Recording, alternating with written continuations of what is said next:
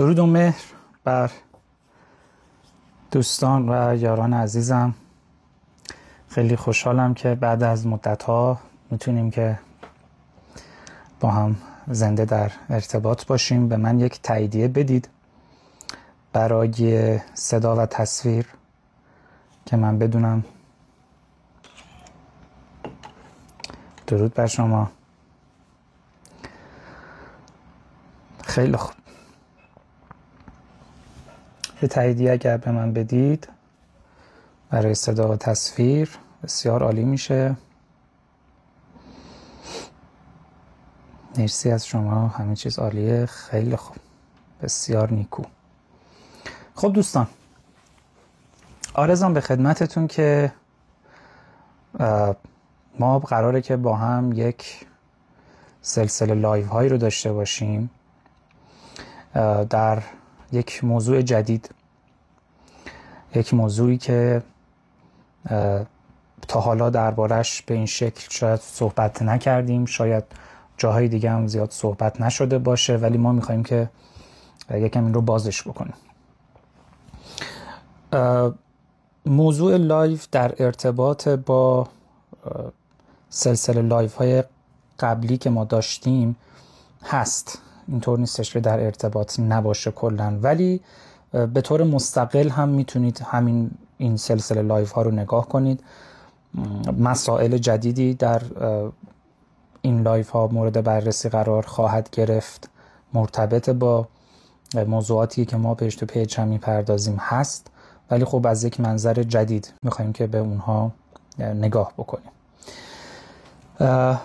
جلسه اول که همین جلسه آغازینش هست، این در اینستاگرام ذخیره میشه، در کانال تلگرام اخترمار و در یوتیوب اخترمار هم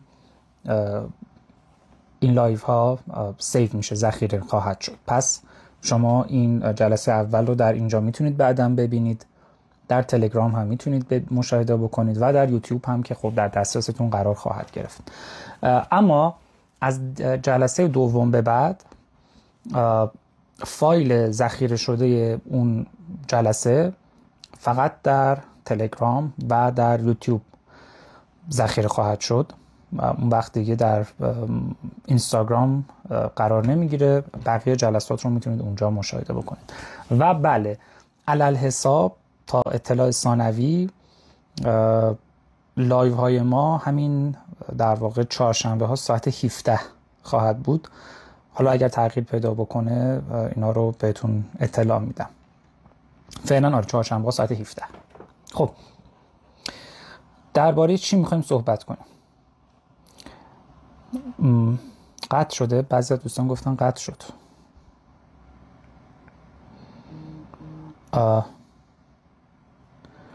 بچه صدا و تصویر هستش؟ اگر که این هست به من اطلاع بدید که من بدونم. وصله، بسیار عالی.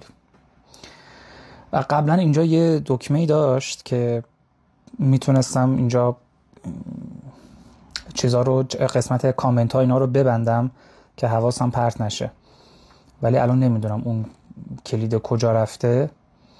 اون الان نمیدونم کجا رفته، بنابراین نمیتونم فعلا اینو قطعش کنم که این تمرکز منو نگیره. خیلی خوب، آرزوام به خدمتتون که یک کتابی رو من انتخاب کردم به نام جهان شبیه سازی شده و زیر عنوانش اینه که یک دانشمند کامپیوتر دانشگاه MIT ثابت میکند که چرا هوش مصنوعی، فیزیک کوانتوم و عرفان شرقی، همه اینا با هم همگی موافقند که ما در یک بازی ویدیویی هستیم. خب یعنی چی؟ ببینید، این کتاب خب ویراست دومش، جدیدترین ویراستش برای همین چند ماه پیش بوده که منتشر شده. بچهای تیم ما هم زحمت کشیدن که این رو ترجمهش رو انجام دادن، به زبان فارسی توسط تیم ما انجام شده و الان در اختیارتون هم هست. کتاب رو اگه اونایی که ندارید، من این جلسه آغازین رو هم مستقیم ترجیح میدم که نرم سراغ متن اصلی تا حداقل تا حالا تا هفته آینده که ما جلسه دوم رو میخوایم شروع بکنیم و وارد بدنه متن بشیم، همتون بتونید این رو تهیه بکنید و داشته باشید. تو این کتاب که کتاب جالبیه و درباره جدیدترین مسئله فلسفی عصر حاضر داره صحبت میکنه، ما میخوایم به یک ادعایی برسیم، خب، که من در بستر این متن به اون اشاره خواهم کرد. این کتاب در واقع داره متافیزیک یا بنیاد فلسفی ادعا رو فراهم میکنه و من در خلال این کتاب میام یه سری ادعاهای فلسفی دیگه‌ای که میاد روی این سوار خواهد شد رو بهتون میگم. خیلی از شما من میدونم که به فلسفه ممکنه که علاقه داشته باشید. خیلی از شما میدونم ممکنه به فلسفه علاقه داشته باشید، به مسائل فلسفی، و معمولا هم میگن که شما اگر میخواهید که بفهمید که چی کار باید بکنید و به چجوری شروع بکنید فلسفه رو، اینها بهتره که برید سراغ تاریخ فلسفه. اما ما کاری که میخوایم بکنیم اینه که نمیخوایم بریم سراغ تاریخ فلسفه، ما میخوایم از یک مسئله فلسفی زنده و جدیدالظهور صحبت بکنیم اساساً. و اون مسئله چیه؟ یکیش اینه که ما آیا در یک دنیایی داریم زندگی میکنیم که شبیه سازی شده است یا خیر؟ میخوایم در مورد این صحبت بکنیم. خب اگر ما در یک دنیای شبیه سازی شده زندگی بکنیم، چه لوازمی داره؟ چه اتفاقی میفته؟ چه تفاوتی در زندگی ما ممکنه ایجاد بکنه؟ خب وقتی که اینو در نظر داشته باشید، بهش دقت بکنید. ما وقتی میگیم دنیای شبیه سازی شده، یعنی همون ماتریکس. تئوری شبیه سازی همون چیزیه که ما بهش میگیم ماتریکس. و وقتی که ما از ماتریکس حرف میزنیم، یعنی اینکه اون چیزی که میفهمیم، حس میکنیم، اینها اصیل نیستن. یه چیزیه که فیک انگار ها، اون چیز حقیقی نیست. یعنی یه جای دیگه یک حقیقتی وجود داره و ما داریم در یک سایه از اون زندگی میکنیم. این در فلسفه باستان وجود داشته از دوران افلاطون ازش به عنوان عالم مثل و عالم غار، عالم سایه ها یاد میکرد. در فلسفه های دیگه، در فلسفه در واقع ملا صدرا هست، از فلسفه شرق بگیرید تا فلسفه غرب بگیرید، در همه جا، در فلسفه قرون وسطا بگیرید، همه جا این بوده. اما امروز این یک رنگ و بوی دیگه‌ای به خودش گرفته و ما میخوایم در مورد این صحبت بکنیم. فیلم ماتریکس رو اگه دیده باشید، فیلم معروف ماتریکس، اونجا داشت از ماتریکس به عنوان یک عالم شبیه سازی کامپیوتری یاد میکرد که آدم ها اگه وارد اون بشن یه تجربیاتی خواهند داشت عجیب و غریب، و حتی خیلی از مردمان هم اونجا داشتن زندگی میکردن و خودشون هم نمیدونستن که در این دنیای در واقع شبیه سازی شده دارن زندگی میکنن. خب اما امروز ما وقتی که داریم صحبت میکنیم از ماتریکس، منظورمون یک ادعای قابل استدلال فلسفی هست، نه دیگه صرفا یک تخیل در دنیای هنر و سینما و اینها. و میتونیم براش ادله بیاریم، ما میتونیم براش در واقع برهان ذکر بکنیم.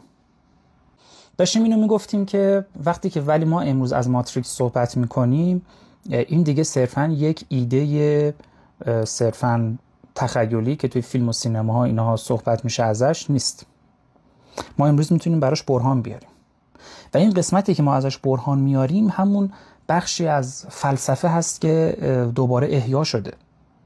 تا پیش از این، تا چند سال پیش، و حالا اگر بخوام یه خورده بریم عقب‌تر، حداقل از سده 19 و 20 به این بر، فلسفه دیگه مادر علوم نبود به نحوی، یعنی اون جایی نبودش که بخواد مبادی و مقدمات علم‌های دیگر رو در خودش بیاد منقح بکنه و اعتبار بقیه علوم رو به اونها ببخشه. در دنیای قدیم، در دنیای باستان این شکلی بود. اگه طبیعیات بود، ریاضیات بود، ما بعد از طبیعه بود، همه انواع شاخه های علوم وقتی که بود، این داستان در فلسفه، یعنی مبادی اعتبار اون علوم در دانشی به نام فلسفه ازش بحث می شد و در واقع همه شاخه های علوم به یک نحوی ذیل فلسفه هم قرار می گرفتن. پیداش کردم، گزینش رو پیدا کردم بچه. خیلی خوب، کاش که زودتر اینو می دیدم. آره الان خوب شد، خیالم راحت شد که دیگه حواسمون پرت نمیشه.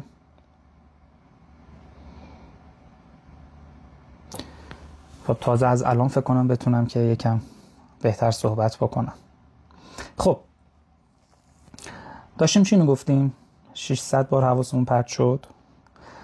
فکر کنم داشتیم درباره این صحبت میکردیم که در دنیای قدیم مبادی همه علوم و مسائل رو فلسفه تعیین میکرد و مسائل فلسفی اساساً میومد جهت‌دهی میکرد به موضوعات علوم، به مسائل علوم، اونها رو میومد جهت‌دهی بهشون داد.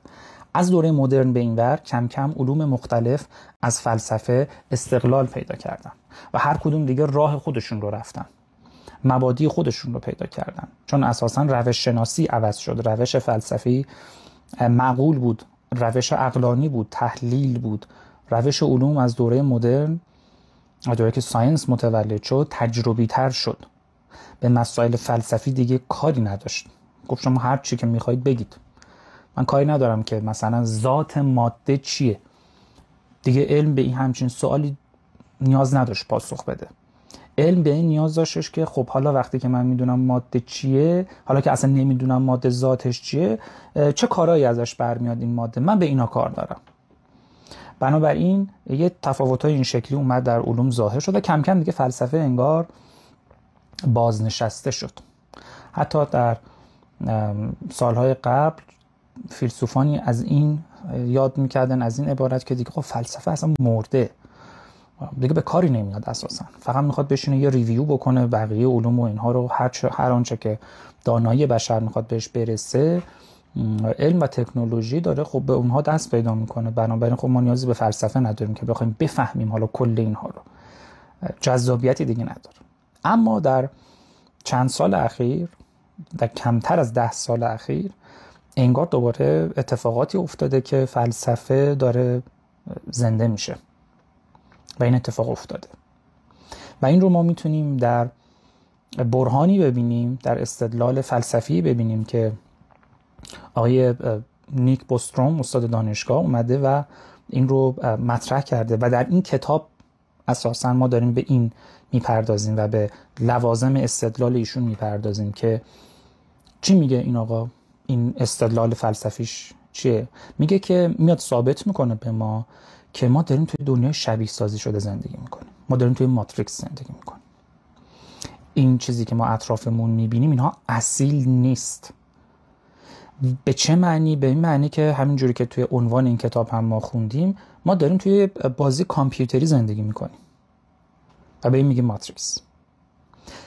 برای همینم در عنوان کتاب این عبارت رو دیدیم که میگه یک دانشمند کامپیوتر MIT، و چون یک دانشمند کامپیوتر MIT هم هست و اساسا دانشمندا اومدن این رو دربارش یک تفکر فلسفی کردن، خیلی از دانشمندای علوم کامپیوتری، خیلی از آدم‌های حوزه ساینس و اینها به این استدلال باور دارن اساسا.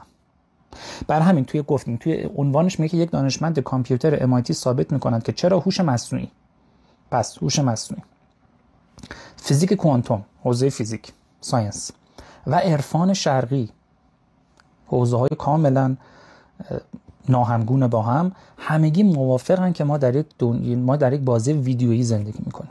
به لحاظ عرفانی ما میدونیم، اینو بارها شنیدیم، گفتیم که آنچه که در این زندگی ما مشاهده میکنیم این پرده مایا هست، غیر اصیله. در تفکرات دینی حتی ما این رو میشنویم که اینا همشون برگرفته از همون اندیشه افلاطونی هستن که این دنیا دنیاییه که لهو و لعبه، یک بازیچه گذراست، تموم میشه. یک جای دیگه ای هست، یک دنیای اصیلتری هست که اصل حیات ما در اونجا رقم میخوره.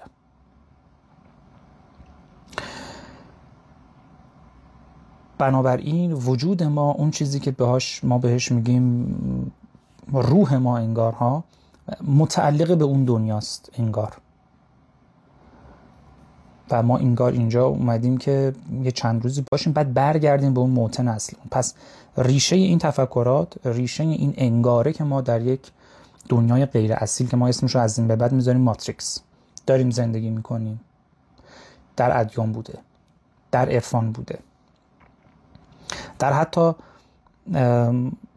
تفکرات شبه عرفانی کسایی که با فیزیک کوانتوم کار میکنن هم ما این رو دیدیم، مشاهده میکنیم که بعضیا بهش قائل هستن. یا کسایی که حتی به تفکرات گنوسی باور دارن ها، خیلی ها میگن که ما خب داریم در جایی زندگی میکنیم که یک سری آرکان ها یا یک سری موجودات اختری فیزیکی در جایی از کیهان اینها هستن و دارن ما رو از اونجا کنترل میکنن و زندگی ما رو تحت سیطره و در واقع برنامه‌ریزی خودشون دارن قرار میدن و یک همچین داستانی که ما ازش خبر داریم. اساسا اگه بخوایم یک تعریف ارائه بدیم از ماتریکس که یعنی چی، یعنی این که ما داریم، ماتریکس یعنی کجا؟ یعنی جهانی که موجودات توش دارن زندگی رو انجام میدن که عمدتاً خودشون خبر ندارن اون دنیا و اون زندگی که دارن به اثر میگذرونن واقعی نیست، یعنی واقعیت نیست، خودشون خبر ندارن و به احتمال خیلی زیاد از یک جای دیگه ای اون فضای اون زندگی غیر اصیل برنامه ریزی شده، قرار داده شده براش. یعنی یه کسی از یه جای دیگه اومده یه فضایی رو برای ما فراهم کرده، ما داریم توی اون فضا زندگی میکنیم و فکر میکنیم که اون فضای واقعیت که نیست و همونایی هم که از یه جا اون فضا رو برای ما فراهم کردن اون رو برای ما برنامه ریزی هم کردن. از یک زندگی برنامه ریزی شده در یک فضای غیر اصیل. این تعریف ماتریکس که بین همه این مکاتب مشترک، از ادیان بگیر تا عرفان‌های شرقی غربی بگیر تا مباحث علوم فیزیک کوانتوم که اونهای عرفان‌های مدرن این شکلی بگیر که مثلا میگه ما توی یک دنیای هولوگرافیک داریم زندگی میکنیم و غیر اصیل و چه و چه و چه، تا برسیم به الان، به بنیاد فلسفی این ادعا. پس تفاوت اصلی این بحثی که ما داریم توی این سلسله لایف ها با چیزایی که شما قبل از این هم میشنیدید و شاید براتون چیز جدیدی نباشه، از این جهت که بگیم آقا ما داریم توی یه جایی زندگی میکنیم که ماتریکسه و غیر اصیله و حقیقت واقعی انگار یه جای دیگه است. این حرفا تفاوتش چیه؟ تفاوتش اینجاست که وقتی که تا پیش از این در این زمینه صحبت میشنیدید، در زمینه عرفانی یا نجومی یا غیره، اینها صرفا یک سری ادعا بود که شما فقط باید بهش باور داشته باشید تا بخوای بپذیرش. یه باوره، یه ادعاست همینجوری. ولی ما در خلال این کتاب بحثی که میخوایم بکنیم برای شما همراه با برهان فلسفی. برهان فلسفی یعنی چی؟ یعنی اینکه تو اگر مقدمه الفش رو بپذیری، با مقدمه ب هم بگی اوکی مشکل نداریم، منطقیه، با مقدمه جیمش هم بگی اینم اوکی، اینم حرفی توش نیست، مقدمات رو که ما با هم میخونیم بریم جلو، اینا رو اگه بپذیری، نتیجه‌ای که از دلش در میاد و دیگه نمیتونی باهاش مخالفت بکنی، نمیشه باهاش مخالفت کرد. اگر به لحاظ عرفانی، به لحاظ دینی، به لحاظ باطنی گرایی، هرچی به یک کسی بگی که ما اینجا توی ماتریکس داریم زندگی میکنیم، طرف باید همدل نباشه، به راحتی میتونه نپذیره، یه طرف به راحتی میگه اینا که چرت و پرت، دنیای ماتریکس چه داریم زندگیمون رو میکنیم، اینا همیشه واقعیه، ببین این کتاب فلان، اینا حرفا. به راحتی طرف میتونه بگه نه من حال نمیکنم با این تئوری. میتونی برام دلیل بیاری؟ دلیل نمیتونه زیاد بیاری براش، یه باور صرفا. ولی توی این استدلال فلسفی طرف باور هم بهش نداشته باشه، مقدمات رو براش بچینی، ناگزیره که نتیجه رو بپذیره. به همین دلیل اکثر کسایی که به لحاظ عرفانی به این مباحث علاقه دارن معمولاً به خدا باور دارن، اما این استدلال فلسفی جهان شبیه سازی شده به نحویه که طرف حتی میتونه خدا ناباور باشه، طرف حتی میتونه آتئیست باشه ولی به این برهان باور داشته باشه. یعنی میتونه به یک خالق هوشمند باور داشته باشه بدون اینکه لزوما اون خالق هوشمند رو اسمش حالا بخواد بذاره خدا یا بخواد بذاره خدا. این توی این قسمتش تفاوتی ایجاد نمیکنه. و بچه‌ها این جدیدترین مسئله و یکی از جدیدترین برهان‌های فلسفیه به نظر من که در دوره مدرن مطرح شده. خب و اهمیت این داستان انقدری زیاد هست که ما این لایو رو بهش، این سلسله لایو ها رو بهش اختصاص بدیم، چون این باید عمیقاً بره توی کنه وجود شما بشینه تا بتونید که بعداً یه سری چیزهای دیگر رو روش سوار بکنید. فرق یک بحث استدلالی فلسفی با بقیه موارد اینه که با یک بحث مثلا عرفانی اینه که شما مهم نیستش زیاد که صرفا نتیجه رو بخواید بدونید. ببینید ما اون چیزی که در نتیجه خوندن این کتاب میخوایم بهش برسیم رو ما داریم همین الان میگیم، در عنوان این کتاب روشن شده، ذکر شده، میگه ما در یک جهان شبیه سازی شده داریم زندگی میکنیم. خب اوکی، اما این اهمیت فلسفی نداره. اهمیت فلسفیش اینه که شما بفهمید با چه استدلالی رسیدیم به اینجا، چه مسیری طی شده که برسی به این نتیجه. پس در مبحث فلسفی دونستن نتیجه صرفا مهم نیست. اوکی، توجه خودتون رو نذارید رو این که بخواید بفهمید خب نتیجه چیه. نتیجه مشخصه، از پیش داریم میگیم. نتیجه اون چیزی که ما بهش میگیم ادعا، اون سیر منطقی که ما طی میکنیم تا به این ادعا برسیم و ادعا رو اثبات بکنیمه که مهمه. ارزش فلسفی این کار اینجاست. حالا در خلال خوندن این کتاب ما اگر بتونیم که این رو اثبات بکنیم، این ادعا رو و برهانش رو بتونیم مطرح بکنیم به خوبی، اون وقت یک نتایج دیگه‌ای هم بر این مترتب میشه که حالا شاید زیاد تو این کتاب بهش پرداخته نشده باشه، که اونها رو من بهتون میخوام قراره که بگم.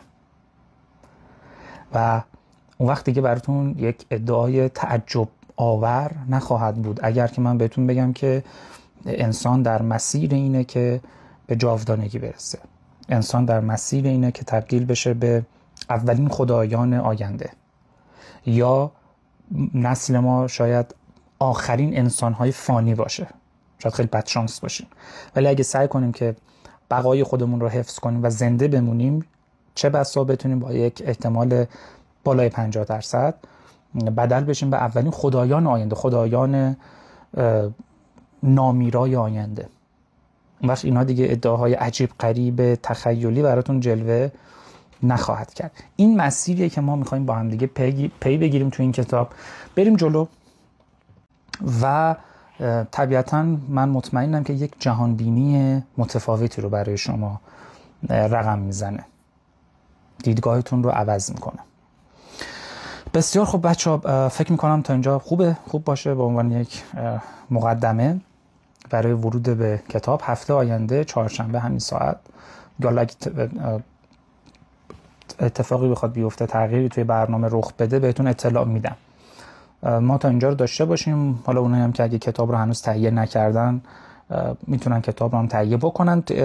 این جلسه اول به صورت پست ذخیره میشه توی پیج و اگه کامنت بذارید کلمه کتاب رو در واقع کامنت بذارید، توی دایرکت بهتون اطلاعات خرید کتاب و اینها هم داده میشه. یه کانال تلگرامی هم هست که اونجا اونایی که کتاب رو خریداری کردن میتونن که به خیلی از اطلاعات دست پیدا بکنن، من جمله خود فایلای لایو این سلسله جلسات و خصوصا مثلا فیلم های سینمایی و سریال هایی که توی خود کتاب بهش اشاره شده، نویسنده بهشون اشاره کرده، ذکر مثال کرده، بچه‌ها زحمت کشیدن اونجا توی اون کانال تلگرام همه اینا رو قرار دادن. میتونید اونجا خلاصه توی فضای باشگاه مانندی به مطالب مرتبط با کتاب هم دسترسی داشته باشید. متشکرم از همراهیتون و پوزش بابت یه سری حالا پارازیت هایی هم که این وسط تو جلسه اول ما بهش برخوردیم. امیدوارم که تا هفته آینده روی اینا فکر بکنید، کتاب را مگه داشتید یه ورقی بزنید تا بتونیم با هم مبحث رو پی بگیریم. مهرتون تابان. فعلا خدا نگهدار.